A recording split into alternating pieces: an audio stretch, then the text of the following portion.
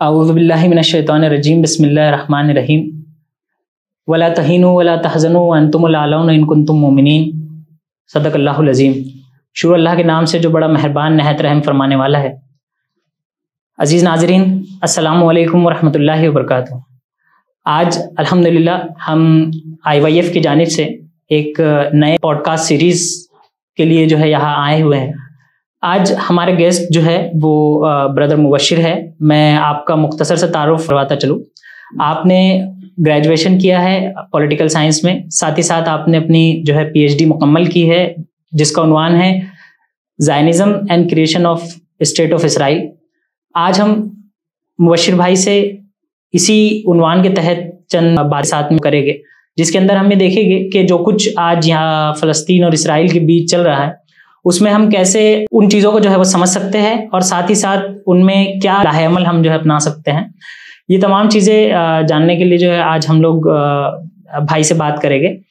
इस सिलसिले में सबसे पहले तो ब्रदर मुबश्शिर का आज के पॉडकास्ट में आपका जो है इस्तकबाल करता हूँ। जी शुक्रिया जी, जज़ाकल्लाह। इसमें मुबश्शिर भाई सबसे पहले तो एक मुख्तसर सा तारुफ जो है अगर आप अपना पेश करें तो हमारे नाज़रीन के लिए। तारुफ तो आपने करा दिया अल्हम्दुलिल्लाह, और इसमें मज़ीद ये ऐड कर सकते हैं आप लोग के बेसिकली मेरा ताल्लुक़ राजस्थान से है और स्कूलिंग वगैरह मैंने वहीं पे की।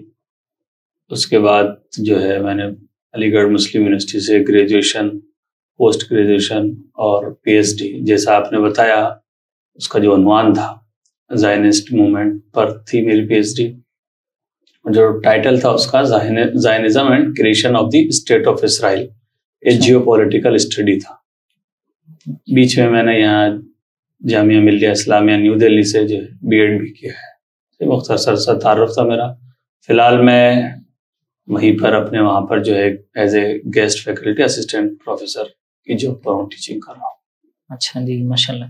चलिए, तो इसमें मुबश्शिर भाई जैसे कि आप अलीगढ़ में भी रहे हैं और दिल्ली में भी रहे हैं, तो क्या फ़र्क आपको हल्का फुल्का नज़र आता है कि दिल्ली में और अलीगढ़ में जो है वो क्या चीज़ें नज़र आती है पढ़ाई के ताल्लुक से, या जो है जो कुछ आपने वहाँ से सीखा है? ये क्वेश्चन जो है मुझसे बाहर हुआ है और उसकी वजह यह है कि क्योंकि मैं दोनों जगह मैंने देखी हैं और दोनों जगह तालीम हासिल की है, अलीगढ़ मुस्लिम यूनिवर्सिटी में भी और यहाँ जामिया मिल्लिया इस्लामिया में भी।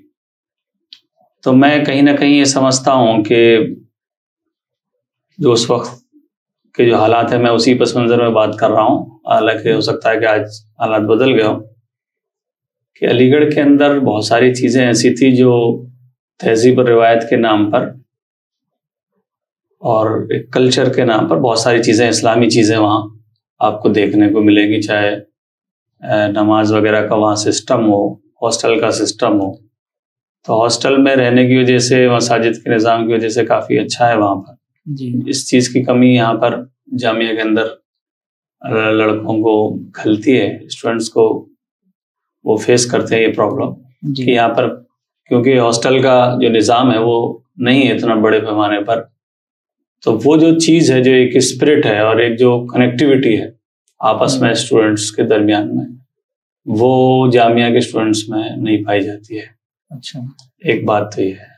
अलबत्ता ये है कि जो तेज़ रफ्तार वाली जो बात है और जो एक्टिविज़म है वो थोड़ा बहुत जामिया के अंदर आपको देखने को मिलेगा जी। वहाँ की जो लाइफ है वो बड़ी जो है आराम तलबी वाली, थोड़ी स्लो है, और यहाँ क्योंकि दिल्ली का अपना एक माहौल है जी, तो स्टूडेंट्स के अंदर भी वो चीज़ देखने में आती है, तेज़ रफ्तारी, ये चीज़ वहाँ नहीं पाई जाती है।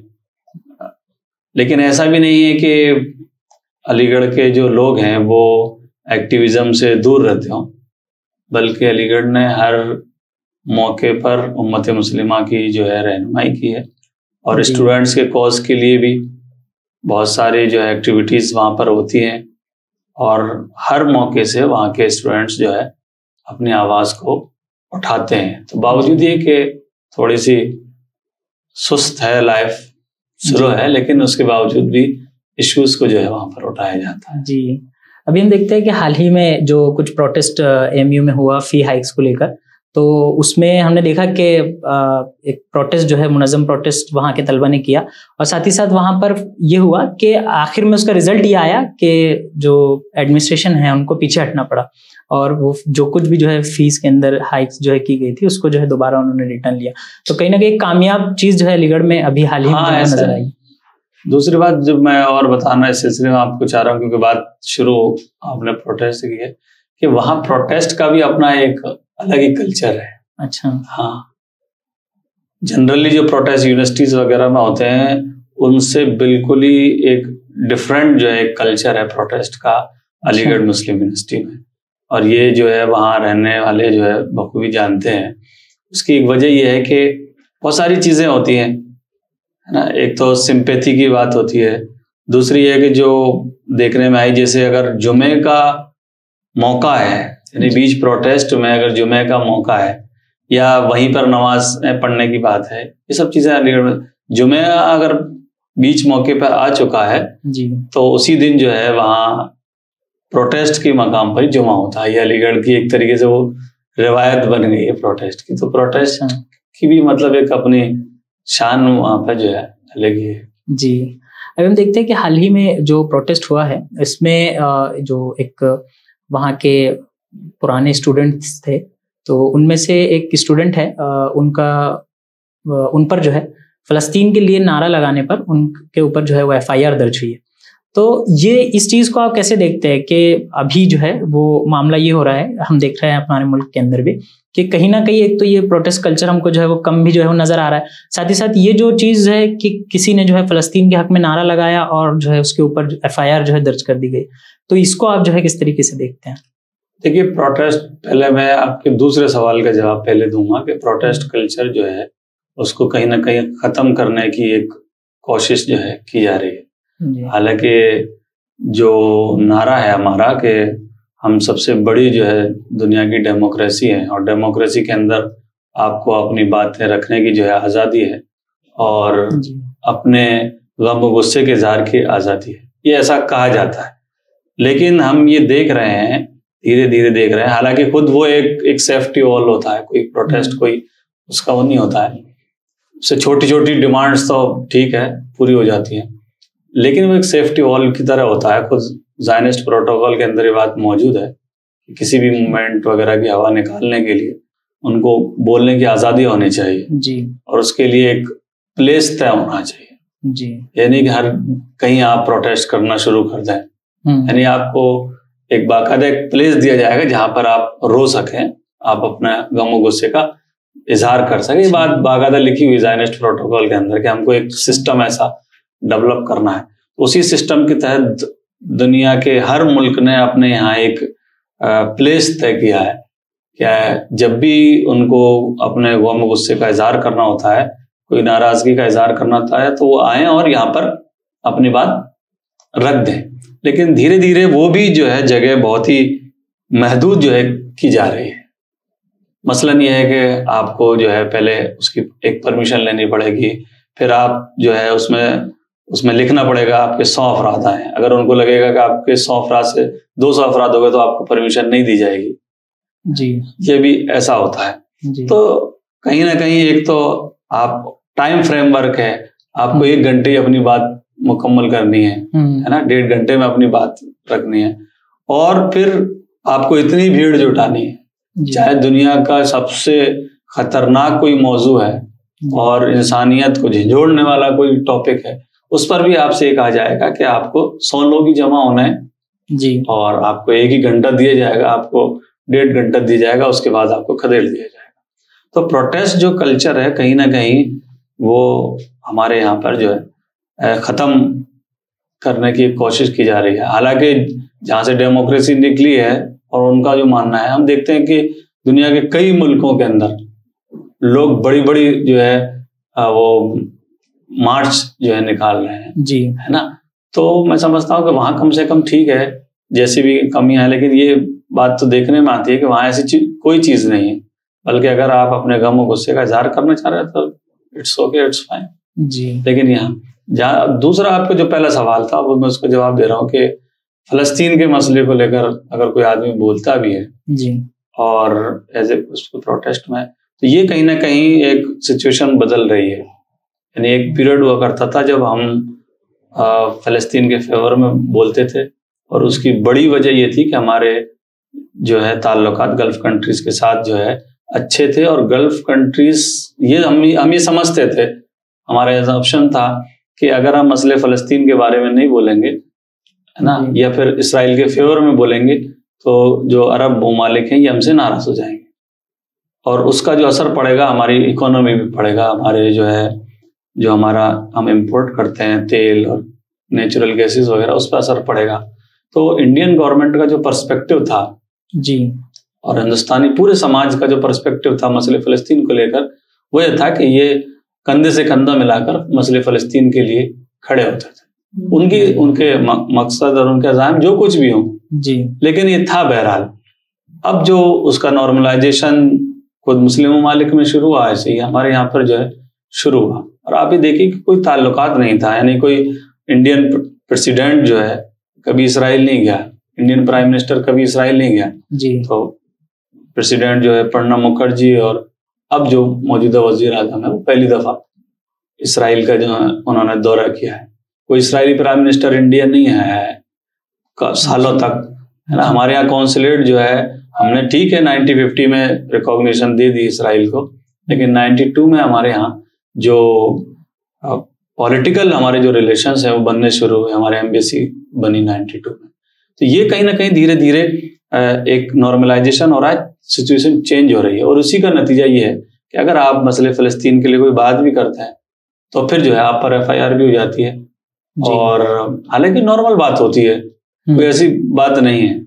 और ये सारी चीजें जो है उसी पस मंजर का हिस्सा है कि आप अब जो माहौल बन रहा है वो ये कि अगर आप इसराइल के सपोर्ट कर रहे हैं तो कोई प्रॉब्लम नहीं है जी, लेकिन अगर आप फलस्तीन का सपोर्ट कर रहे हैं, आप मसले फलस्तीन के लिए बात कर रहे हैं, तो फिर आप कहीं ना कहीं शक के दायरे में जो है आ जाते हैं। ये चेंजिंग सिनेरियो है जी, उसी कंटेक्स्ट में हमको देखना चाहिए जी।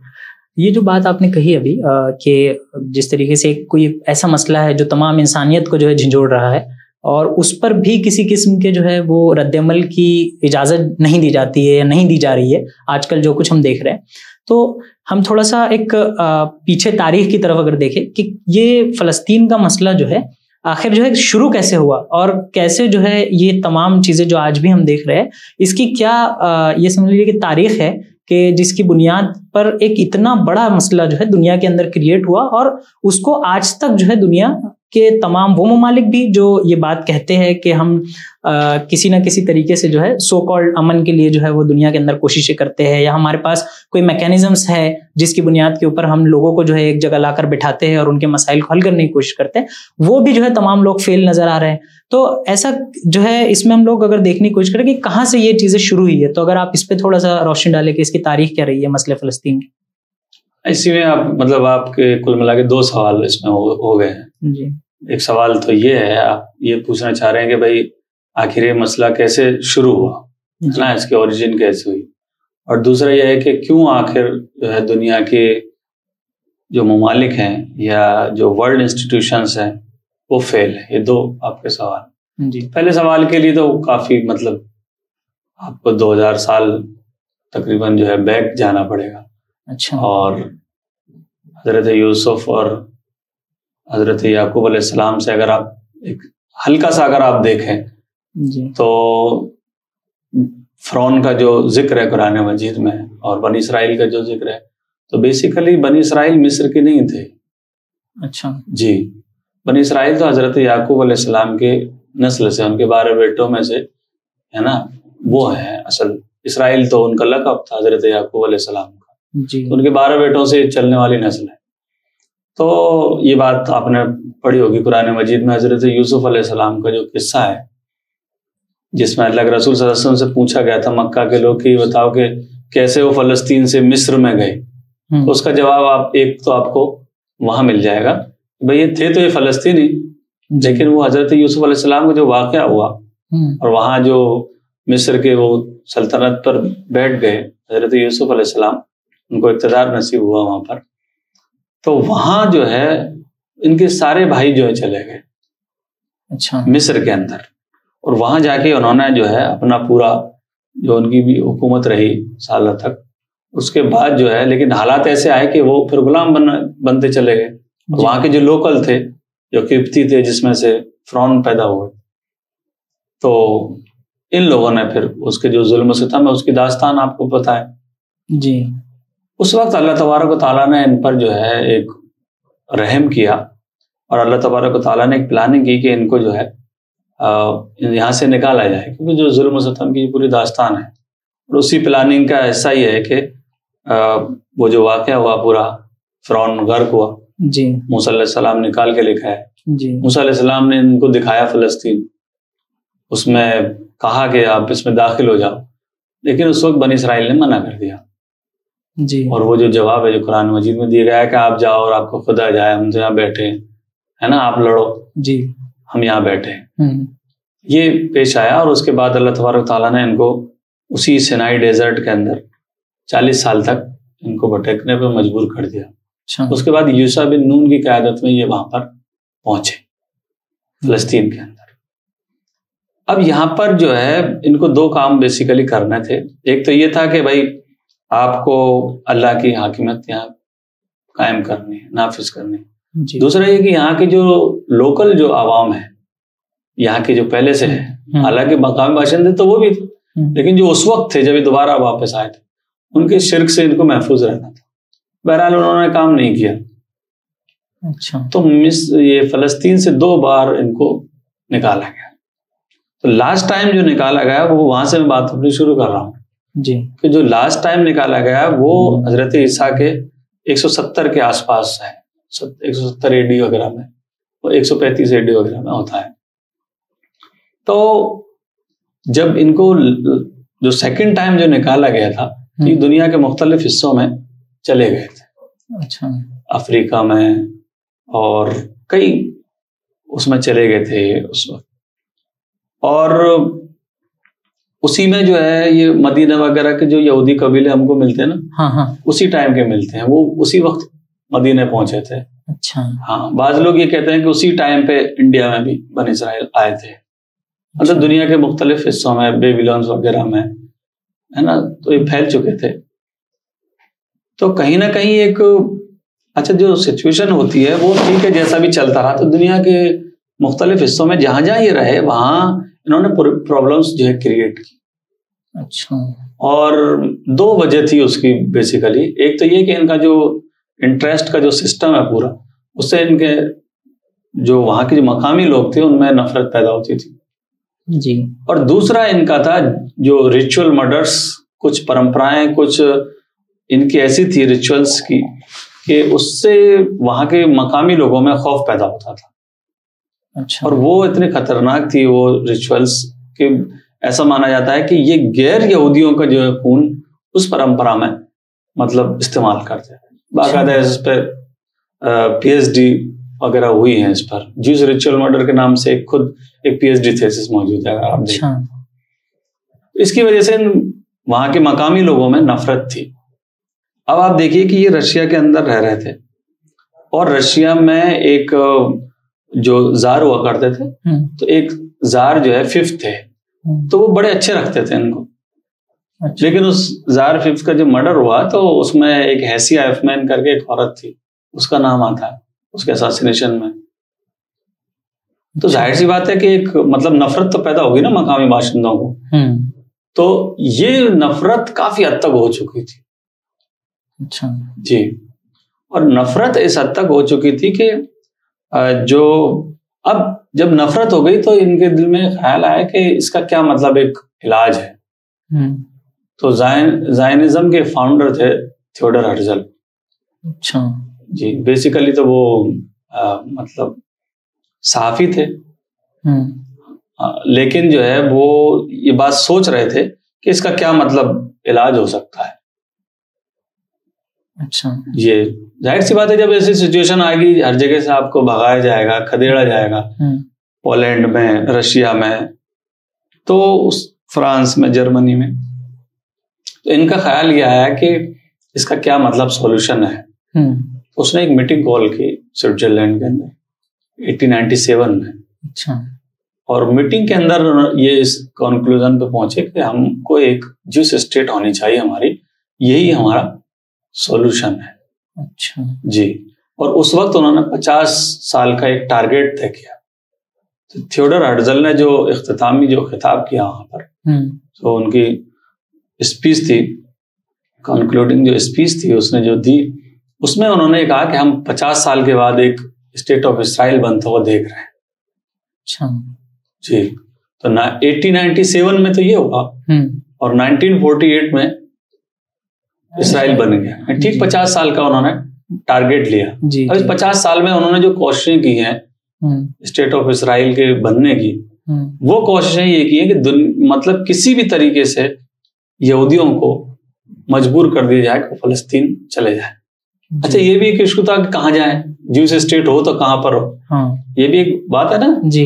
ठीक है, आप कह देंगे सॉल्यूशन है ज्यूस स्टेट, लेकिन कहाँ हो। तो कुछ लोग ये कह रहे थे कि भाई अमेरिका भी हो सकता है, कुछ लोग कह रहे थे कि भाई युगांडा वगैरह भी हो सकता है, कुछ लोग ये कह रहे थे कि भाई एक ज्यूस स्टेट बनने से पहले हम लोग सब लोग एक जगह जमा हो जाते हैं पहले, फिर उस ज्यूस स्टेट में धीरे धीरे मुंतकिल होते रहेंगे, ट्रांसफर होते रहेंगे। तो जो थियोडर हर्टजल था उसने एक मीटिंग में ये बात कह दी, शायद वो चौथी उनकी कॉन्फ्रेंस थी जी। थियोडर हर्टजल ने ये बात कह दी कि मतलब कुछ और जगह की उसने बताया, साइप्रस वगैरह के बारे में कह दिया उसने थियोडर हर्टजल। इतना हंगामा उस बात पर हो गया कि वहां पर जो है कुर्सियां फेंकना शुरू हो गई, लाइट वाइट बंद करनी पड़ी उसको मैनेज करने के लिए। तो बहरहाल इस नतीजे पर लोग पहुंचे थे कि भाई क्योंकि यहूदियों का अटैचमेंट फलस्तीन से है, तो क्यों ना हम जो है जेरूसलम से है, तो क्यों ना हम ये ज्यूस स्टेट फलस्तीन में बनाए। अच्छा जी। तो इसी में एक क्वेश्चन है मुबशिर भाई कि हम देखते हैं कि ये जो आइडिया जो पेश किया गया, तो ये एक समझ लीजिए जो आप बता रहे हैं एक पूरा की पूरा जो है समझ लीजिए सियासी एक एजेंडा के तौर पे जो हम लोगों को नजर आ रहा है, लेकिन क्या इसके पीछे कोई मजहबी रंग भी था या कोई मजहब का इस तरीके से एक बयानिया तराशा गया था कि जिसकी बुनियाद पे तमाम यहूदियों को उसके इर्द गिर्द जो है वो जमा किया जाए और एक नैरेटिव जो है बिल्ड किया जाए? क्योंकि अभी अगर हम देखें, हाल ही में नेतन्याहू ने एक बात कही, उन्होंने कहा कि मैं एक रूहानी और एक तारीखी मिशन पर हूँ। ये बहुत बड़ी बात है एक प्राइम मिनिस्टर के लिए, अगर वो जो है अपनी जो है स्पीच में बात कह रहा है तो, और जो कुछ अभी चल रहा है सिनेरियो उसमें ये बात कहना, तो क्या ये समझ में आता है कि कहीं ना कहीं कि ये जो मूवमेंट चला, लोग उसको पॉलिटिकल मूवमेंट बोलते हैं, ज़ायनिस्ट मूवमेंट को पॉलिटिकल मूवमेंट बोलते हैं, और ये कहते हैं कि भाई ये पॉलिटिकल मूवमेंट है, रिलीजियस लोगों का इससे कोई लेना देना नहीं है। लेकिन कहीं ना कहीं इसका अटैचमेंट है, क्योंकि जो मूवमेंट चले हैं इससे पहले, ज़ायनिस्ट मूवमेंट से पहले कुछ पॉलिटिकल मूवमेंट भी चले, स्पिरिचुअल जो है वो चले हैं। तो ये कहीं ना कहीं एक इंटरकनेक्ट हुए आपस में, और ऐसा नहीं था कि उनके साथ कोई रिब्बी नहीं थे थियोडर हर्टजल के, या उससे पहले कोई जो ज्यूज स्कॉलर्स होते हैं उनके, हमारे यहाँ जो उलमा होते हैं उनको रिब्बी बोलते हैं, तो ऐसा नहीं था कि उनके साथ कोई रिब्बी नहीं थे। अच्छा, है ना। सिर्फ बुनियादी जो इख्तलाफ था वो उसको बता दूं मैं, बुनियादी इख्तलाफ ये था कि जो आलिम लोग हैं, जो तौरा को मानने वाले समझ लीजिए, या जिनको आप मजहबी कह रहे हैं तो समझ लीजिए, तो उनका इख्तलाफ ये है कि भाई ये जो काम है बाइबल के अकॉर्डिंग है ना, ओल्ड टेस्टामेंट के अकॉर्डिंग, तौरा उसके अकॉर्डिंग ये उस वक्त होना चाहिए जब जो हमारा मसाया है ना, जिसको हम लोग दज्जाल भी बोलते हैं, कि वो आ जाए तब ये काम हो जाएगा, उसके आने से पहले हम नहीं करेंगे। ये इख्तलाफ है। अच्छा, इख्तलाफ कोई रियासत बनने में, स्टेट ऑफ इसराइल बनने में नहीं है कि नहीं बननी चाहिए, हमारा इससे क्या लेना। अच्छा, है ना, वो ऐसे समझते हैं कि उसके आने से पहले अगर हम बनाएंगे तो एक तबाही होगी हमारे लिए। अच्छा, और पॉलिटिकल जो ज़ायनिस्ट मूवमेंट के जो है ना, अगर हम उनकी बात करें तो वो ये कहते हैं कि नहीं, पहले बना लो आप, तभी वो मसाया आएगा। अच्छा, मतलब कहीं ना कहीं ये कॉन्फ्लिक्ट जो हम लोगों को नजर आता है इनके बीच। हाँ, ये एक थोड़ा सा वो है, जो लोग मुखालफत करते हैं स्टेट ऑफ इसराइल की यहूदी होने के बावजूद। अच्छा, तो वो ये बात कहते हैं। अच्छा, तो इसमें क्या ये कोई मतलब अलग से सेक्ट है या मतलब कुछ लोगों का थॉट है, जो इसकी स्टेट ऑफ इसराइल की जो मजम्मत करते हैं या समझ लीजिए कि कहते हैं कि जो है बाद में बनेगा, तो ये क्या कोई अलग से कोई कबीला है ऐसा? नहीं, अलग से सेक्ट नहीं है। मैं ये कहता हूँ कि जो लोग तौरा को मानते हैं, इनकी तौरा की स्टडी है, और उसके बावजूद स्टेट ऑफ इसराइल की मुखालफत करते हैं, वो उनके मतलब ये दलाइल हैं उनके ये। अच्छा। कि अगर हम उनके आने से पहले बना देंगे तो तौरा की रोशनी में ओल्ड टेस्टामेंट है, उसकी रोशनी में हम पर जो है जिल्लत और अजाब आएगा। अच्छा जी। ये और यही कंसेप्ट इन्होंने बड़ी इंटरेस्टिंग बात है कि यही कंसेप्ट उन्होंने ईसाइयों के अंदर भी डाल दिया, क्योंकि ईसाइयों को भी ईसा मसीह की जरूरत थी। कुरान के नुज़ूल के बाद उनका भी ईमान हो गया कि वो ईसा जिंदा है और आएंगे। अच्छा, ठीक है जी। वरना तो उससे पहले समझ रहे थे कि वो फांसी पर, सूली पर चढ़ा दिए गए, लेकिन जब कुरान ने ये बात कही तो ये कंसेप्ट उनको उभरा, ईसा जिंदा है तो उसका मतलब आएंगे। उनके अंदर ये बात बैठा दी उन्होंने कि आपका भी ये जो मसीह है वो, हालांकि वो अपने मसाया के बारे में, दज्जाल के बारे में, लेकिन उनके बारे में बैठा दिया गया उनके दिलो दिमाग में कि आपके जो मसीह हैं वो तब आएंगे जब स्टेट ऑफ इसराइल बन जाएगा। अच्छा। इसलिए ईसाइयों की एक बड़ी तादाद में आप देखें तो यहूदी तो थे ही नहीं, सपोर्ट करने वाले कौन थे? यहूदी तो सब परेशान थे जी, कहाँ सपोर्ट करते जी। इसको सपोर्ट करने वाले, मूवमेंट को खड़ा करने वाले ईसाई थे। अच्छा। आज उनकी पूरी इस्तिलाह है क्रिश्चियन जायनिस्ट, यानी ऐसे ईसाई जो यहूदियत का और सैनियत का सपोर्ट करते हैं। क्रिश्चियन जायनिस्ट उनकी इस्तिलाह है। जो अमेरिका जो कुछ कर रहा है, जो कोई भी सपोर्ट करता है, जो कोई ईसाई इनको सपोर्ट करता है स्टेट ऑफ इसराइल को, क्रिश्चियन जायनिस्ट। अच्छा जी। और ये जो बड़े बड़े ममालिक हैं ये सारे उसी आइडियोलॉजी के। वरना अगर आप क्रिश्चियंस की बात करें जो फिलिस्तीन में रहते हैं, उन पर तो बहुत जुल्म सितम होता है। अच्छा। चाहे वो वेस्ट बैंक में रहते हो, चाहे वो इसराइल के किसी और दूसरे जगह पर रहते हो, उन पर बहुत जुल्म होता है। अच्छा, यही एक बात जो है जुल्म के ताल्लुक से जो है आपने जो बात कही, तो इसमें हमें देखते हैं कि जो कुछ इसराइल बना है, इसके बनने के बाद से मुसलसिल जो है वो जुल्म और सितम की दास्तान है। हम ये देख सकते हैं कि कहीं अगर कोई स्टेट जो है फॉर्म हो रहा है तो ये हो सकता है कि वहाँ वो कुछ रिफॉर्म्स करे, कोई नई चीज़ें जो है वो वहाँ पर लेकर आए, या वहाँ के लोगों को जो है कोई खुशहाली फराहम करे। लेकिन इसके बरक्स हम ये देखते हैं कि मैं मतलब कोई मजहबी एंगल से नहीं पूछ रहा हूँ सवाल, ये कि सिर्फ एक पॉलिटिकल सियासी अंदाज में अगर हम इस सवाल को देखें तो कि कुछ लोग अगर किसी जगह पर एक मुल्क की जो है बुनियाद रख रहे हैं तो वो कुछ मतलब प्रोडक्टिव चीजें वहाँ के आम बाशिंदों को जो है वो दे, या वहाँ जाके माइग्रेंट अगर है तो कुछ उनका जो है वो जाकर उनको सपोर्ट करे। लेकिन इसके बरक्स हमें देखते हैं कि एक जुल्म सितम की लंबी दास्तान जो हम लोगों को नजर आती है।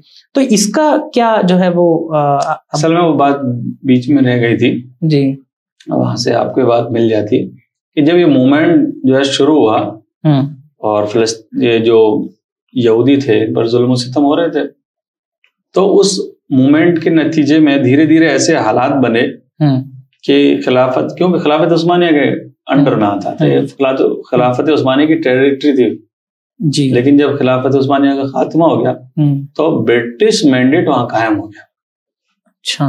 और ब्रिटेन ने अपना पहला एक हाई कमीशन भेजा वहां पर, अल्बर्ट समोइल। अच्छा जी। तो ब्रिटिश मैंडेट बाकायदा जो लीग ऑफ नेशन है ना, जो यूएन से पहले था जी, उसने ब्रिटेन को ये अथॉरिटी दी कि आप यहाँ पर अपनी हुकूमत करो। अच्छा। तो उस पीरियड में दुनिया के जितने भी यहूदी थे उनको लाकर जो है प्रोजेक्ट चलाए, लाकर फिलिस्तीन में बसाया जाए। अब वो तो बेचारे परेशान थे, उनको जब सर छुपाने की जगह मिली तो भागे, है ना। और जो हम लोग बात कहते हैं ना कि मतलब हिटलर के टाइम पे ज्यादा हुआ ये, तो वहां जर्मनी में ज्यादा परेशान थे, तो जर्मनी से ज्यादा तादाद गई। आप हिजरत की उनकी अगर माइग्रेशन के डाटा निकालेंगे तो आप देखेंगे कि जो 1933 से लेकर और 36-39 तक का जो पीरियड है उसमें फिलिस्तीन में ज्यादा यहूदी आए, क्योंकि पोलैंड वगैरह, रशिया वगैरह से आए। अब जब ये इतनी बड़ी तादाद फिलिस्तीन में गई है ना, तो वहां पर दंगे शुरू हुए। अच्छा। और ब्रिटेन उन दंगों के बाद अपने वो बनाता था, कमीशन बनाता था हाँ, और ब्रिटेन ये जानना चाह रहा था कि भाई दंगों का रीजन क्या है। अच्छा, उसमें एक ही रीजन निकलता था कि ये बड़े तादाद से यहूदी आ रहे हैं, ये प्रॉब्लम है। खुद ब्रिटेन बनाता था ये कमीशन, अच्छा, ब्रिटेन अपॉइंट करता था, अच्छा, लेकिन कभी उनको रोका नहीं गया कि भाई जब दंगों की वजह ही है, कॉन्फ्लिक्ट की वजह ही है, तो फिर उसको रोका जाए, लेकिन रोका नहीं गया। अच्छा, फिर जब ब्रिटेन धीरे धीरे कमजोर होता चला गया, है ना, सेकेंड वर्ल्ड वॉर में, जी जी, तो ब्रिटेन अपने इलाके उसने समेटना शुरू कर दिए, जैसे हमारे इंडिया से गए, जी, है ना, ऐसे ही ये फलस्तीन से भी गए। जी, तो फलस्तीन से जब ये जा रहे थे तो ब्रिटेन ने पूरा मैटर यूएन के सपोर्ट में कर दिया। अच्छा, यूएन को नया नया बना था, जी, तो यूएन ने ये कहा था कि भाई एक प्रपोजल बनाया था, उन्होंने 2 स्टेट इसमें बना दिए हैं, अच्छा, एक अरब होगा एक इसराइल होगा। इस पे तो अरब जो लोग थे वो राजी नहीं थे, पर जैसे ही ब्रिटेन वहां से विड्रॉ हुआ है, उसकी फोर्सेस विड्रॉ हुई है, जी, 15 मई 1948 को वहां उन्होंने स्टेट ऑफ इसराइल का ऐलान कर दिया गया। अच्छा, और वहां से जो है फिर उनके जुल्म सितम की दास्तान फलस्तीनियों की शुरू होती है। अच्छा, क्योंकि वो उससे पहले तैयारी कर चुके थे इसराइल के लोग, उनकी बाकायदा पैरामिलिट्री जो उनकी जो आर्मी है, ये पहले टेररिस्ट ग्रुप होते थे उनके। अच्छा, हाँ, बाकायदा जो आईडीएफ है ना, हाँ, ये सब ये टेररिस्ट ग्रुप का एक पूरा एक कॉम्बिनेशन है। अच्छा जी, इससे पहले दमागे और सब वो जो कुछ करते थे। अच्छा, मतलब जो कुछ भी वहां कॉन्फ्लिक्ट हो रहा था, हाँ, उसमें ये लोग जो है, लेकिन इनकी पैरेलल एक मिलिट्री चल रही थी, ट्रेनिंग की सबकी। अच्छा। जैसे ही ब्रिटेन ने विड्रॉ किया, इनको बनी बनाई फौज मिली, और फिर इन्होंने मुसलमानों को वहां से खदेड़ना शुरू किया। लाखों लोग जो है बिल्कुल जॉर्डन में, मिस्र में, यूरोप में, सब जगह चले गए। अच्छा। और इतने ही लाख लोग जो है वहां कत्ल किए गए जी। और अब तक किए जा रहे हैं, जगह खाली कराने के नाम पे अब तक खाली किए जा रहे हैं। क्योंकि ये जो यहूदियों का आना, ये खत्म नहीं हुआ था उस वक्त 1948 के बाद जी। एक और बात बता दूं, इनका कंसेप्ट है आलिया का। अच्छा, आलिया का मतलब दुनिया में कहीं भी यहूदी अगर है और वो इसराइल के बॉर्डर में घुस जाता है तो वहां का सिटीजन बन जाता है। अच्छा जी, तो वो जो बंद होना है, जो आना है ना, लोगों का आना इसराइल के अंदर, वो बंद नहीं हुआ। तो बंद नहीं हुआ, इसका मतलब ये है कि आपकी पॉपुलेशन बढ़ेगी, पॉपुलेशन बढ़ेगी तो आपको टेरिटरी की जरूरत पड़ेगी जी। तो इनको फिलिस्तीनियों की जमीन पे कब्जे की जाती है। फिर वॉर हुई, वॉर के जरिए भी ये किया गया, कई सारी वॉर हुई, है ना, 100 साल से तो जंग चल रही है। एक और काम इन्होंने ये किया, उसी वक्त जब ये स्टेट ऑफ इसराइल बना, तो इन्होंने कानून बनाया, एब्सेंटी प्रॉपर्टी लॉ। अच्छा, और एब्सेंटी प्रॉपर्टी लॉ ये था कि भाई 1948 में जो लोग यहाँ नहीं थे, अपने घर नहीं थे, उनकी जमीनें इसराइल ने कब्जे कर ली। अच्छा। अब बताइए, आप एक जंग चल रही है ना, उनका अता पता नहीं है, ठीक, तो उसमें एब्सेंटी रहेगा, आदमी भागेगा ही, बिल्कुल, है ना। तो उस एब्सेंटी प्रॉपर्टी के तहत इसराइल ने एक बड़ी जो है जमीनें उनके घरों को जो है ले लिया, और जो बाकी थे, जो थे, जो शो कर दिया जिन्होंने, हम यहाँ थे जी, तो उनको परमिशन दे दी गई कि आप रह सकते हैं। अच्छा, है ना, इसके अलावा आप इसमें कंस्ट्रक्शन नहीं कर सकते। अगर आपका एक ही कमरा है तो एक ही कमरा रहेगा। अच्छा, आप उसमें ये सोचें कि उस कमरे के ऊपर कुछ बना रहे हैं, तो बगैर इसराइल की हुकूमत की इजाजत के वो नहीं बनाएंगे, वो देते नहीं है परमिशन। अच्छा, तो वो जो ये जो मतलब यहूदी सेटलमेंट का जो एक पूरा कॉन्सेप्ट है, हाँ, वो यही है, मतलब यहीं से शुरू हुआ है ये। अच्छा, ये सेटलमेंट फिर उन्होंने धीरे धीरे बनाना शुरू किया। अच्छा, सेटलमेंट्स ऐसे बनाते हैं कि मुसलमानों की बस्तियां कट जाती है। हाँ, मतलब अच्छा, सेटलमेंट्स के लिए पूरा हाईवे अलग रहता है। अच्छा, हाँ, उनके सड़कें अलग, और मुस्लिम बस्ती बिल्कुल एकदम कट जाती है। ऐसे सेटलमेंट्स बनाया जाता है। अच्छा, मतलब कनेक्ट नहीं हो सकती मुस्लिम बस्तियां आपस में। अच्छा, मतलब एक अलग से जो है उनको सेपरेट कर दिया जाता है मोहल्लों से, या जो कुछ भी वहां पर छोटी छोटी है। अच्छा जी, और यही मतलब जो कुछ भी चल रहा है हम लोग देखते भी है, जो कुछ एक नक्शा जो है अक्सर दिखाया जाता है सोशल मीडिया पे कि इसराइल जो है एक छोटा सा मतलब स्टेट के तौर पे उभरता है 1948 में, और फिर धीरे धीरे बढ़ता जाता है और फलस्तीन का पूरा इलाका जो है वो कब्जाता चला जाता है। तो इसके पीछे यही पूरा जो है वो सेटलमेंट्स का मसला है कि उनको जब जाहिर सी बात है कि जब ज्यादा उनकी तादाद आएगी जी है ना, यहूदी किसी भी जगह से आके वहां के सिटीजन बन जाएंगे जी, उनको बढ़िया फैसिलिटी दी जाएगी। कम फैसिलिटी देंगे तो कोई नहीं आएगा, क्योंकि आप जहाँ रह रहे हैं वो बढ़िया रह रहे हैं जी, तो उनको लुभाने के लिए बढ़िया फैसिलिटी दी जाती है। अच्छा, ये है प्रॉब्लम है जी। अच्छा, इसमें एक चीज और है मोशी भाई कि हम देखते हैं कि अच्छा ये जो कुछ फलस्तीनी यहाँ पर सप्रेस हो रहे थे, इसराइल जो कुछ उनको जुल्म सितम उनके साथ कर रहा था, तो इसके बाद हम देखते हैं कुछ रेजिस्टेंस वहां पे फलस्तीनियों में हम लोगों को नजर आता है। तो कुछ अगर उस पर आप रोशनी डालें कि कैसे वो रेजिस्टेंस जो है वहां पे बिल्ड हुआ और कुछ कैसे जो है अलग अलग ग्रुप्स वगैरह आज भी हम लोगों को नजर आते हैं और पहले भी थे, तो इस जानिब अगर कुछ जैसे नाम जो कुछ मिलता है कि फतेह का नाम मिलता है या हमास का नाम मिलता है वगैरह वगैरह। हाँ, तो जाहिर सी बात है कि जब किसी के उस पर कब्जा हो जाएगा जी, किसी की जमीन पर कब्जा हो जाएगा तो वो तो करेगा ना, रेसिस्टेंस तो करेगा जी। भाई हमारे यहाँ अंग्रेज आए तो हमने माला नहीं पहनाई ना उनको, यहाँ हमने रेसिस्टेंट किया पूरा एकदम पूरे। और आपको ताज्जुब होगा कि सिर्फ 100-150 साल के अंदर 1857 हो गया जी, है ना। बिल्कुल, इसका मतलब ये है कि हम उनको एडजस्ट नहीं कर पाए। अगर वाकई वो सही हुकूमत होती तो कोई दिक्कत नहीं थी, लेकिन बात ये था कि जो उनका जुल्म सितम था तभी तो ये मूवमेंट खड़ा हुआ। 1857 में पूरे मुल्क के अंदर एक बगावत फैल गई। क्यों? उनकी जो भी पॉलिसी थी है ना, ईस्ट इंडिया कंपनी की, अंग्रेजों की जो भी पूरी पॉलिसी थी, तो ये तो फितरी बात है जी। किसी भी जगह जब जुल्म होता है तो रेसिस्टेंट मूवमेंट खड़े होते हैं, कई खड़े हुए है ना। अभी इसका इल्जाम आप उन रेसिस्टेंट मूवमेंट पे, मज़ाहिमती ग्रुप पे लगा दें, असल मसले की जड़ ये है। अच्छा। ये एक प्रॉब्लम है जी। आप कहते हैं भाई हमास प्रॉब्लम कर रही, तो हमास तो 1988 में बनी, प्रॉब्लम तो वहीं से शुरू हो गई थी जब ब्रिटिश मैंडेट वहां पे कायम हो गई थी जी, है ना। 1939 में एक बहुत बड़ा सिविल वॉर वहां पे हुई, तब कौन से मज़ाहिमती ग्रुप था? तब तो कुछ नहीं था जी। बिल्कुल, तो प्रॉब्लम तो यहूदियों के आने से हुई है जी।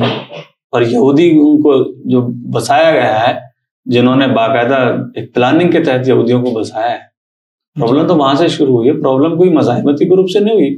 दुनिया में जहां भी ऐसा हुआ है, जहां मतलब जुल्म सितम हुआ है ना, लोगों के घर छीन लिए गए, तो वहां रेसिस्टेंट मूवमेंट जो है खड़े होते हैं, हर जगह हुए, ब्रिटेन के खिलाफ हर मुल्क के अंदर हुए जी जी।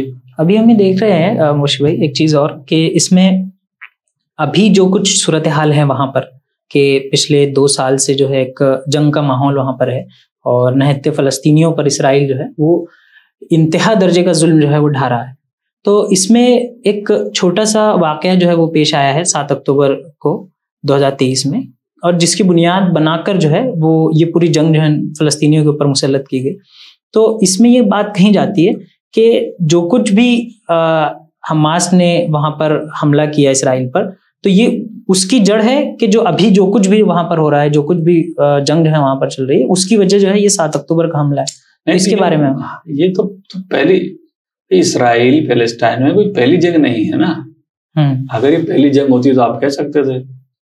इसराइल पैलेस्टाइन में तो 1948 से, जैसे ही 15 मई 1948 को उन्होंने कहा कि हम एक कौम बन गए, एक ज्यूस स्टेट जो है बन चुका है, एक जो है पैदा हो चुका है जी, है ना जी। आप अंदाजा लगाइए कि उस वक्त जो अखबार में जो हेडिंग आई है वो ये नहीं आई कि हमने क्या जो है वो कर लिया है, मतलब पहली दफा हमने, बल्कि उन्होंने कहा दोबारा फतेह कर लिया है।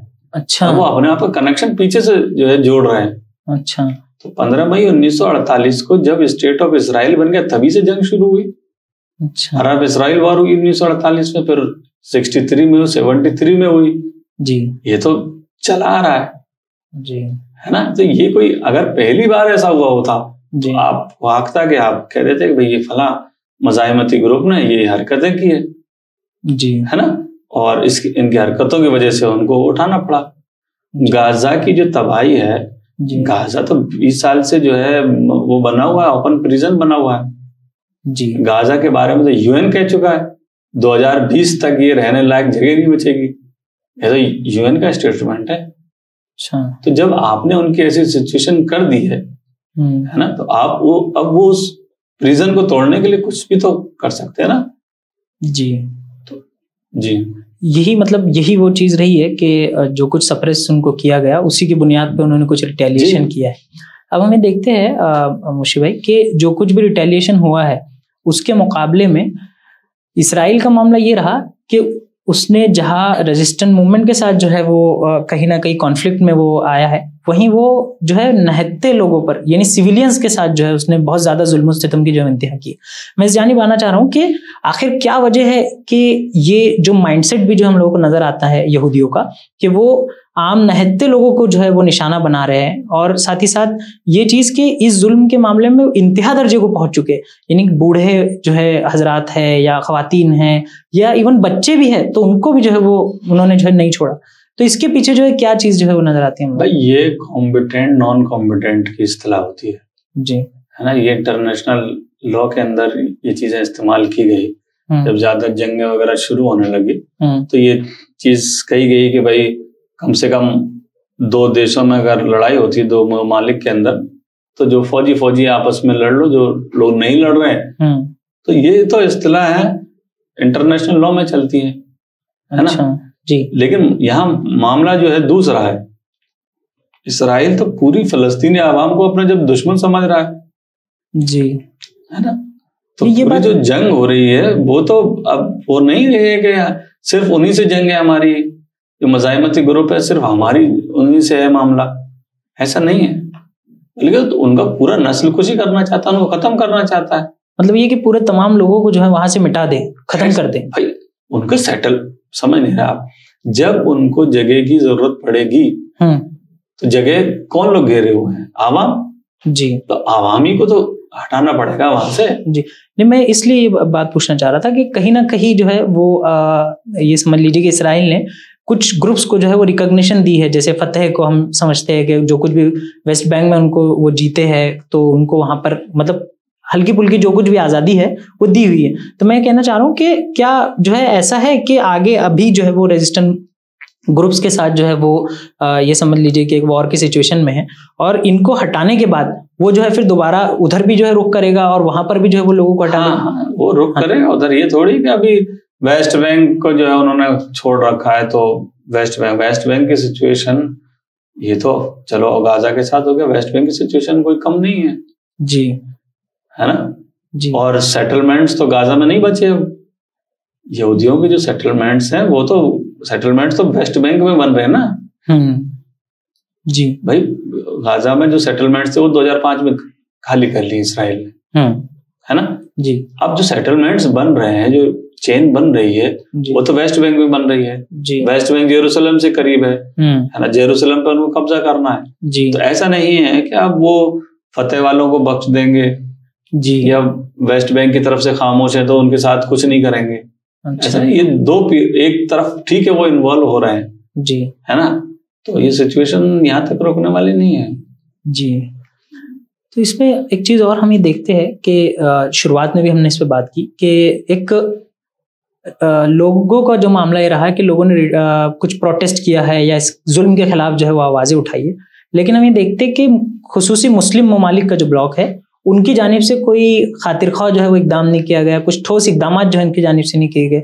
हम देखते हैं कि मुस्लिम कंट्रीज के जो कुछ भी ऑर्गेनाइजेशंस है, ग्रुप्स है, या अरब जो है कंट्रीज के जो ग्रुप है, या इंडिविजुअल जो लोगों की जो कुछ भी ताकत है जिस मुल्क की, उसको इस्तेमाल मतलब ना करते हुए उन्होंने ऐसा कोई जो है वो काम नहीं किया कि जिसकी बुनियाद पे कहा जाए कि उन्होंने फलस्तीनियों का जो है वो साथ दिया है।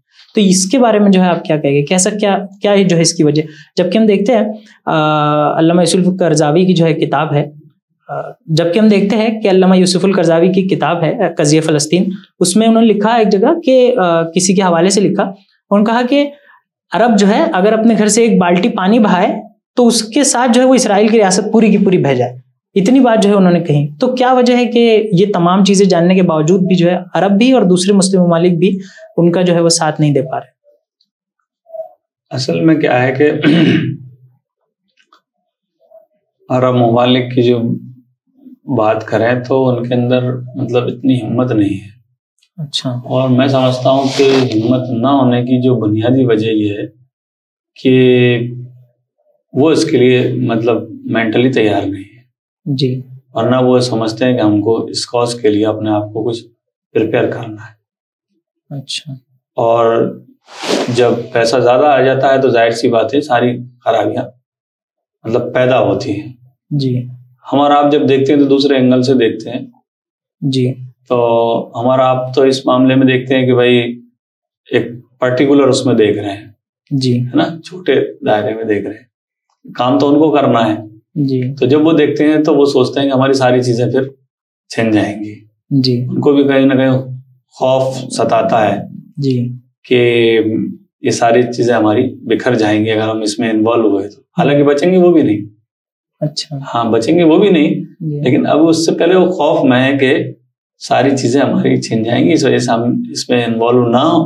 कुछ थोड़ा बहुत अगर कहीं बोलना चाहें तो हम बोल सकते हैं। इनकी तरबियत, इनकी जहन साजी इसी अंदाज से हुई है जी। और यूरोप के अंदर, अमेरिका के अंदर सारी जो है पले बढ़े हैं एक तरीके से। अच्छा, है ना। एक बात और मैं आपको बता दूं कि एक इस्राएली फॉरेन मिनिस्टर थी लेडी जी। अब आपने सवाल पूछा तो मुझे उसका स्टेटमेंट याद आ गया जी। तो उसने ये कहा था कि मेरे जो है जितने भी अरब के लोगों से, जो अरब के हुक्मरान हैं, उनसे मेरे ताल्लुकात हैं। अच्छा। और वो जबान नहीं खोल सकते। अच्छा। ये उस मतलब उसके स्टेटमेंट था, ये मुझे नाम याद नहीं आ रहा। अच्छा।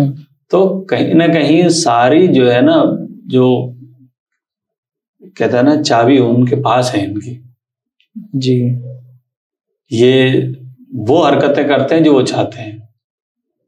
तो ये, और जब पैसे की बहुत ज्यादा रेलपेल हो जाती है, आपकी कोई फिक्र नहीं है ना, और आपको कोई प्रॉब्लम नहीं है, तो फिर खराबियां आती हैं कि आखिर क्यों हम इतना रिस्क लें जी। क्यों अपने हर मुल्क तो यही है ना, एक तो छोटे छोटे मुल्क हैं जी, कोई बाकायदा वेल ट्रेंड कोई वो नहीं है आर्मी जी, है ना।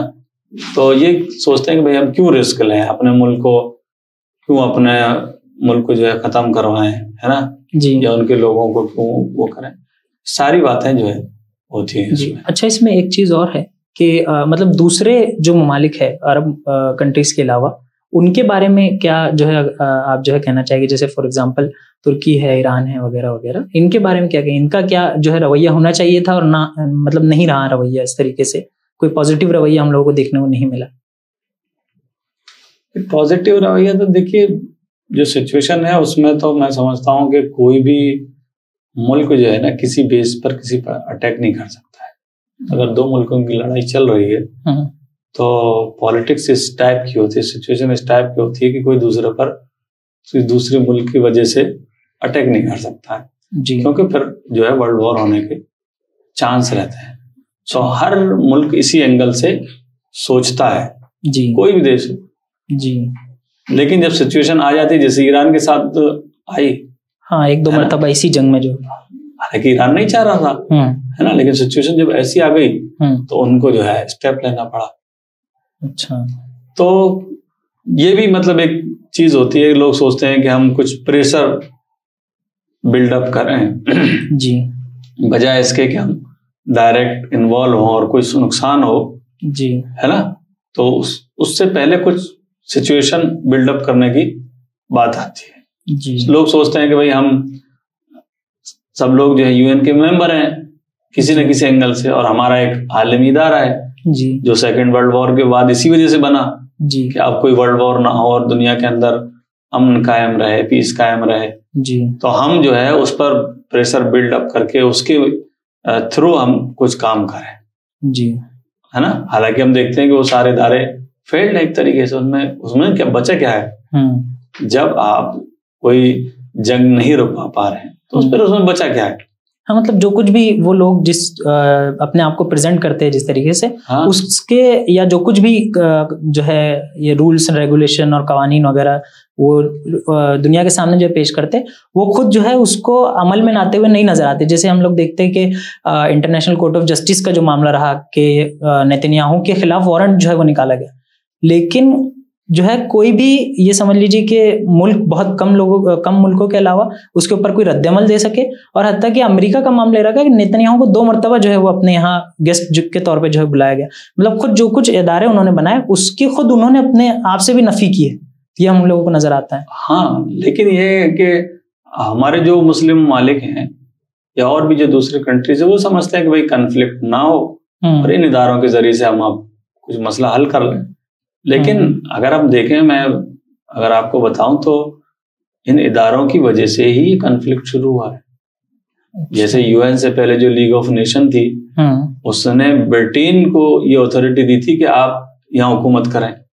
हालांकि कौन सी लॉजिक थी भाई, ठीक है खिलाफत उस्मानिया खत्म हो चुकी, तो वहां के जो लोग हैं वो हुकूमत करेंगे, कोई और करेगा। और जब मैटर गया लीग ऑफ नेशन में तो उन्होंने ब्रिटिश मैंडेट जारी कर दिया, ब्रिटेन को ये अथॉरिटी दे दी कि आप यहाँ फलस्तीन में हुकूमत करो जी, है ना। तो ये लीग ऑफ नेशन का कमाल था।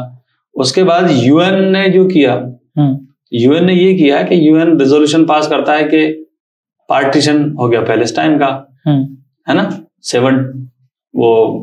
55 का और 45 का, यानी 55 जो है लैंड दे दी जाएगी इसराइल को, ये यूएन का पार्टीशन है जी, और 45 जो है अरब स्टेट को यानी फलस्तीनियों को दे दी जाएगी जी, है ना। एक तो ये डिवाइडेशन है, जबकि इसराइल की कितनी आबादी है ना, और उनकी 31%, उनकी 70% आबादी है, 70% को यूएन दे रहा है 45%, अच्छा, है ना जी। और जिनकी आबादी 30% है उनको 55% यूएन दे रहा है पार्टीशन प्लान में जी। चलो ये भी मान लिया, इस पर भी आप रुक जाइए। लेकिन जैसे ही इसराइल ने कंट्रोल किया, ये जो एथनिक क्लींसिंग हुई वहां पर 48 के बाद 15 नकबा डे जो मनाते हैं, उसके बाद जो कत्लेआम किया उस पर इसराइल ने कैप्चर कर लिया, और कैप्चर किया तो 78 के करीब उसने कब्जा कर लिया। फिर इसराइल यूएन ने फिर फॉरेन रेजोल्यूशन पास किया कि आप जो है अब आपका हक 78 पे, अपना रेजोल्यूशन जो उन्होंने पार्टीशन प्लान बनाया था, अच्छा, उससे खुद यूएन फिर रहा है जी। यानी आपने जब 78 पर वो कर लिया कब्जा, तो अब आप 78 पे रहिए। अच्छा, तो बड़ी अजीब बात है ना जी। आप पहले रेजोल्यूशन में पार्टीशन प्लान में कुछ और कहते हैं, जब इसराइल, ये तो यही है कि माइट इज राइट वाली बात है, आपके पास जितनी ताकत है, अगर इसराइल के पास 100% की ताकत है, आप 100% की अथॉरिटी उसको दे देंगे। ये तो आलमी इदारों का पूरा खेल है जो उन्होंने किया है जी जी। अभी जो मुबशी भाई आपने ये इदारों की बात बताई, तो हमें देखते हैं कि इस कदर जो है वो इदारों का मामला रहा है, हम लोगों को नजर आता है। हमने कुछ चीजें जो है इसके ऊपर सर्च की या जानने की कोशिश की कि देखिए कि वहां पर तकरीबन जो है वो 19 से 20 लाख लोग जो है रह रहे हैं गजा की पट्टी में, और उनके लिए खाने का, या ये समझ लीजिए कि अगर लेडीज है तो उनके लिए कुछ मेडिकल इक्विपमेंट जो है या और मेडिकल की जो चीजें हैं, इसी तरीके से और दूसरे जो है साजो सामान है, वो पहुंचाने के मामले में इतना ज्यादा जो है वो ये समझ लीजिए कि रवैया गैर इंसानी रहा।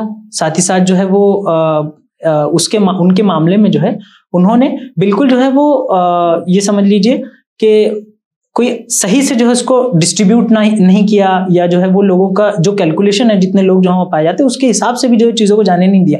और इसमें इसराइल का बड़ा हाथ है, वहीं साथ ही साथ इन नदारों का भी जो है वो बड़ा हाथ हम लोगों को नजर आता है। इसकी सेंसिटिविटी को हम समझने के लिए हमने कुछ दोस्तों से जो है जानने की कोशिश की। मालेगांव महाराष्ट्र का एक शहर है, एक मिल्ली शहर है। हमने वहां पे पता किया कि यहाँ पर कितना जो है वो गुटखा उतरता है रोजाना की बुनियाद पे, जो लोग गुटखा खाते हैं। तो पता चला कि रोजाना की बुनियाद पे सिर्फ एक जो गुटखे का एक ब्रांड है, 2 ट्रक गुटखा उतरता है रात में, डेली, और जो है वो खत्म हो जाता है। सुबह फिर जो है वो मामला ये होता है कि 2 ट्रक जो है वो चलते हैं किसी बड़े शहर से, वहां रात में पहुंचते, फिर जो है वो लोग जो है वहां के उसको कंज्यूम कर लेते हैं, वो खत्म हो जाता है। सिर्फ एक ब्रांड की बात बता रहा हूँ, ऐसे कई दसियों ब्रांड जो है वो मौजूद है। और वहीं एक गजा का जो है मामला हम लोगों को नजर आता है कि तकरीबन बीच में पूरी 2 साल जो है वॉर के अंदर 60 दिन का पीरियड ऐसा आया कि एक ट्रक भी जो है वहां पहुंच नहीं पा रहा था। एक मरतबा जो है 2 ट्रक पहुंचे, जिसमें से जो है वो एक खाने का ट्रक रहा और एक जो है वो मेडिकल के जो है कुछ सामान जो है हो रहे।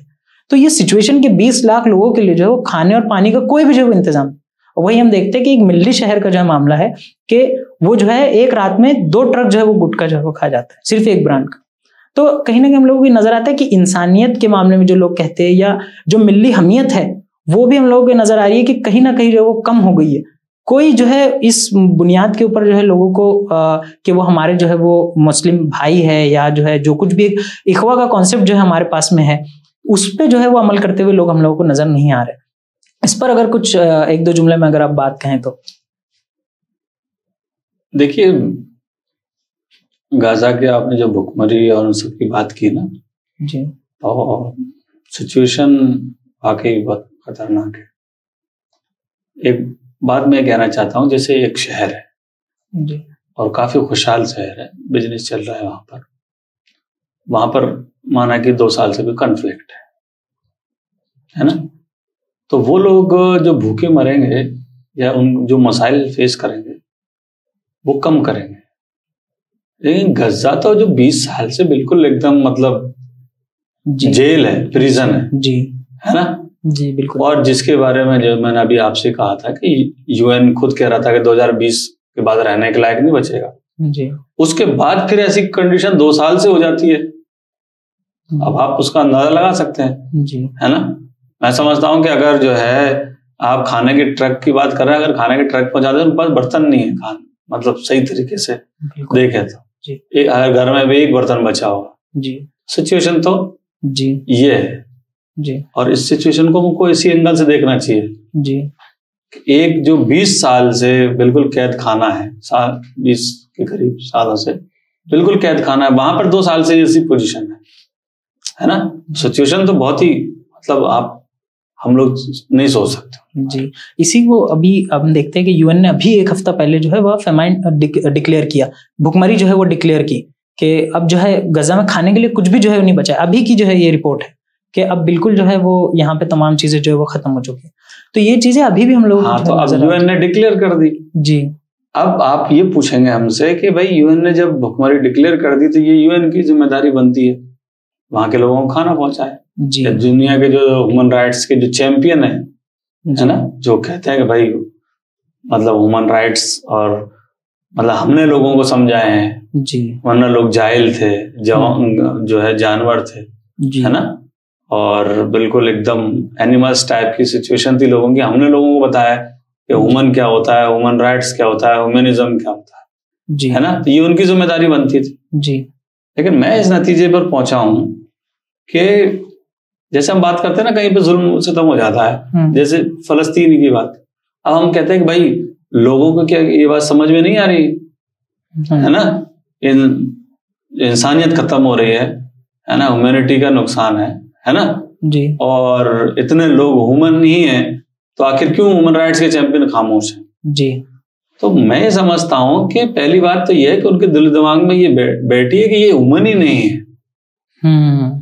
जी, सही कहा आपने, है ना, ये कंसेप्ट है बाकायदा जी।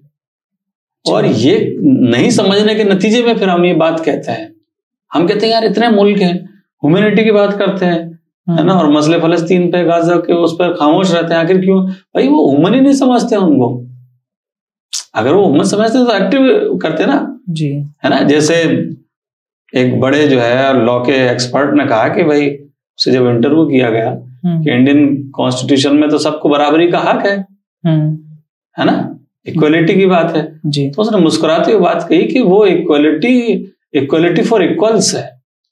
अच्छा, तो बराबर लोगों के लिए ही तो बराबरी है, सबके लिए बराबरी थोड़ी है।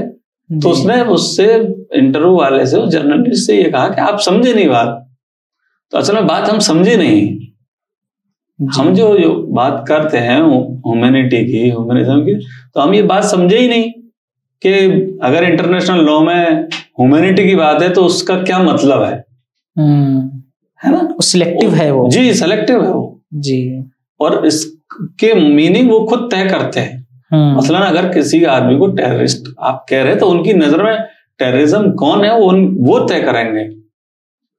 इसी वजह से दुनिया के जो ममालिक हैं वो खामोश रहते हैं जी, चाहे कितना भी जुल्म सितम हो जाए वो खामोश रहते हैं क्योंकि दे आर नॉट ह्यूमंस। जी मुबशिर भाई, इसमें एक लास्ट क्वेश्चन जो है वो ये है कि हम देखते हैं पिछले, अगर हम कुछ माजी करीब की जो है वो तारीख का मुताला करें तो देखते हैं कहीं ना कहीं हमको तब्दीली जो है वो बहुत लंबे अरसे पे नजर आती है।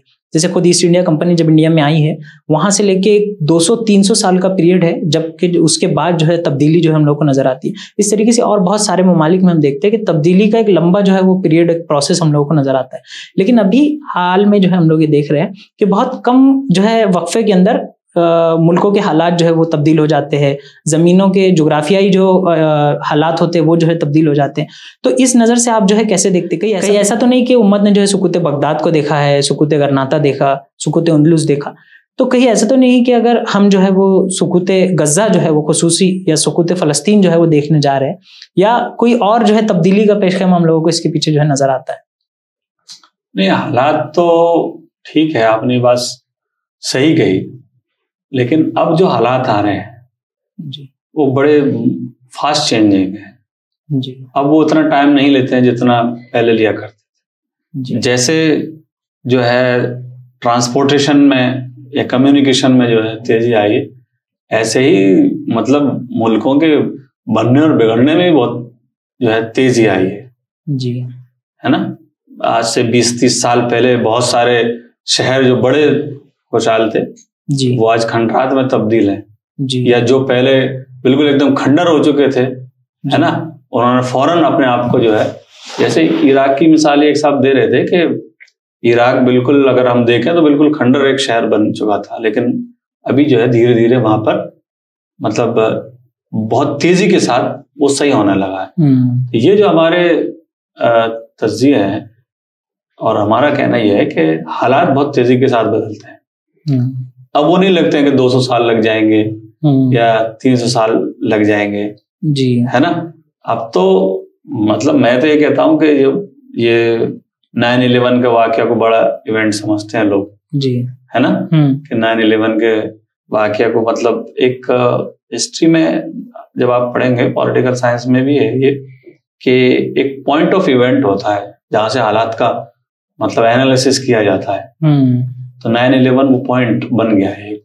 तो उसके बाद से अगर आप देख लीजिए तो जो सिचुएशन जो धीरे धीरे एक बदल रही है ना, अमेरिका किस तरीके से जो है दंदनाता फिर रहा था जी, है 9/11 में, और 9/11 के बाद 2001 में अफगानिस्तान पर हमला किया, 2003 में इराक पर हमला किया, वो समझ रहा, और बाकायदा अपने जो उनके जो अलाइज थे उनको ये बात कह रहा था कि या तो आप हमारे साथ हैं, है ना, यू आर विद अस और अगेंस्ट अस, कोई मतलब ऑप्शन नहीं है आपके पास जी। अब अमेरिका मतलब रशिया और यूक्रेन के मसले को जो है सुलझाना चाह रहा है ना, और उसकी बन नहीं पा रही है अभी, और उसको रोकवा नहीं पा रहा है, ये सिचुएशन आ गई। और दूसरी तरफ जो है चाइना का एक मतलब एक नया उभार हो रहा है ना।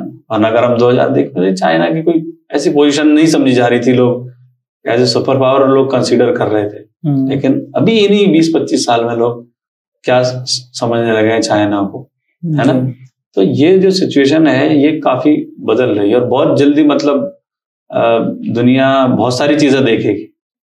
हमने वो पीरियड भी देखा जब अमेरिका आ रहा था किस तरीके से आ रहा था, और वो पीरियड भी देखा किस तरीके से 3:30 बजे जो है वहां से उसने रात के 3:30 बजे उसने बगैर बताए खाली किए जी। वो तारीखी तस्वीर भी आई है, सारी तारीखी तस्वीर आती है जी। तो ये सिचुएशन जो है मतलब बदलती है जी, है ना। इसमें पहले हम कहते थे ना कि टाइम लगेगा, अब हमको कहना चाहिए कि अब टाइम नहीं लगेगा। अच्छा। मतलब ये एक तरीके से रिटोरिक वाली बात हो जाएगी जी, लेकिन ये कहना चाहिए कि अब मतलब किसी चीज में ज्यादा टाइम नहीं लगेगा। आप जो इसराइल की बात कर रहे हैं, दुनिया समझ रही है कि कभी खत्म नहीं होगा और गाजा का सुकूत हो जाएगा, फलस्तीन का सुकूत हो जाएगा जी। देखिए, एक तो ये खत्म नहीं कर पाएंगे, लेकिन अगर ये खत्म, चलो माना कि सारे फलस्तीनी खत्म हुए, सुकूत होता है, तो इसराइल का भी कोई वजूद मतलब ज्यादा दिन तक नहीं रहेगा, है ना। इसराइल भी, क्योंकि जो एक तो उसकी ज्योग्राफिकल लोकेशन तो है ही जी, दूसरी ये उसकी कमी, जो बेसिक कमी है जिसकी तरफ हमारा कम मतलब जहन जाता है, उसके कोई परमानेंट सिटीजन नहीं है, है ना। सबके पास ज्यादा या मैक्सिमम आप कह लो कि वो ज्यादातर वो लोग हैं जो कहीं के मारे हुए लोग हैं, उन पर डबल जो है पासपोर्ट है, वो दूसरे मुल्कों के शहरी है। जैसे कोई हंगामा होता है ना, तो आप लोगों ने देखा गाजा और फलस्तीन के लोग तो थोड़ा सा और कहीं भागते हैं, तो वो सीधा तल अवीव एयरपोर्ट भागते हैं, है ना। क्यों भागते हैं वो? क्यों? उनके लिए हवाई जहाज का इंतजाम कर रखा है ना। अच्छा। क्यों? आप दूसरे मतलब मुल्कों के शहरी हैं, तो ये एक बड़ी मतलब वो है उसकी कमजोरी इसराइल की जी।